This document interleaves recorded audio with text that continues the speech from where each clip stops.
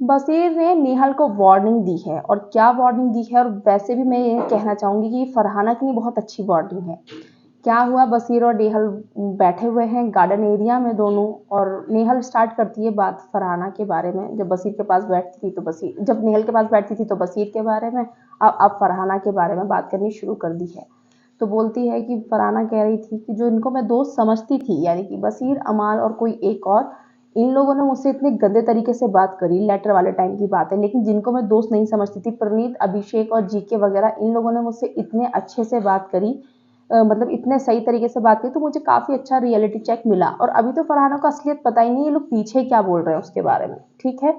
अब क्या हुआ उसके बाद में, बशीर बोलता है कि मैं तो इस लड़की के साथ नॉर्मल हो ही नहीं सकता हूँ, और तुमको भी डिसाइड करना पड़ेगा। अगर तुम इसके साथ ऐसे नॉर्मल रहोगी और इतने अच्छे से बातचीत करोगी, हंसी वगैरह करोगी, तो मुझसे तुम्हारी दोस्ती नहीं हो सकती है। मैं तुम्हें स्पॉट में नहीं डाल रहा हूँ, बट मैं फिर भी बोल रहा हूँ कि अगर तुम उसके साथ रहोगी तो मेरे साथ तुम्हारी दोस्ती नहीं हो सकती। बहुत अच्छी बात है बशीर, प्लीज ले लो फरहाना, तुरंत चली जा निहल अब उसकी तरफ, बशीर की तरफ। भाई नहीं चाहिए, फरहाना अकेली रहनी चाहिए। ऐसे आस्तीन के सांप नहीं पालने चाहिए इंसान को, और ऐसे आस्तीन के सांप होने भी नहीं चाहिए जिंदगी में, ठीक है। उसके बाद में नेहल बोलती है कि अगर आप किसी से नफरत करते हो तो इसका मतलब ये नहीं है, मतलब नफरत एक बहुत बड़ा शब्द है, आप किसी को डिसगार्ड कर रहे हो वो चीज़ एक अलग है। वसीर ने कल बोला था कि मैं उससे नफरत करता हूँ, नेगेटिव वाइब देती है, तुम ही पॉजिटिव थी, तुम्हारी वजह से वो पॉजिटिव दिख रही थी, दिस दैट दैट।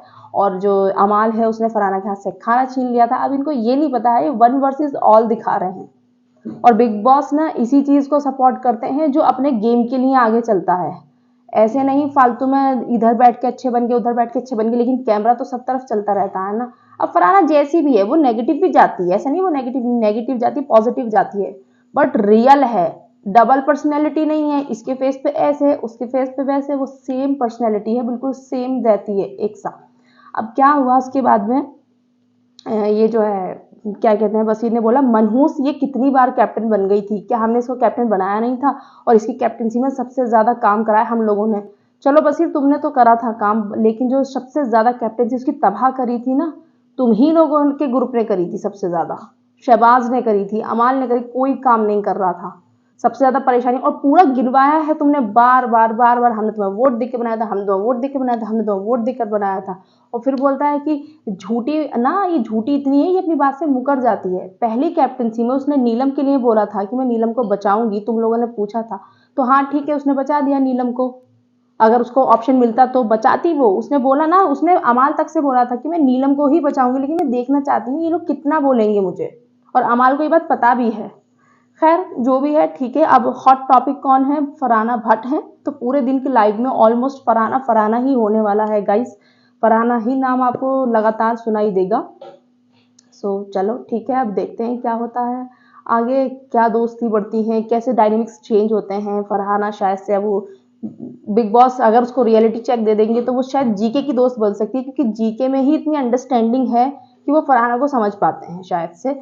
बाकी कोई भी नहीं है, बाकी लोग वक्त के अनुसार बदलते रहते हैं, कभी ये कभी वो, कभी इधर कभी उधर।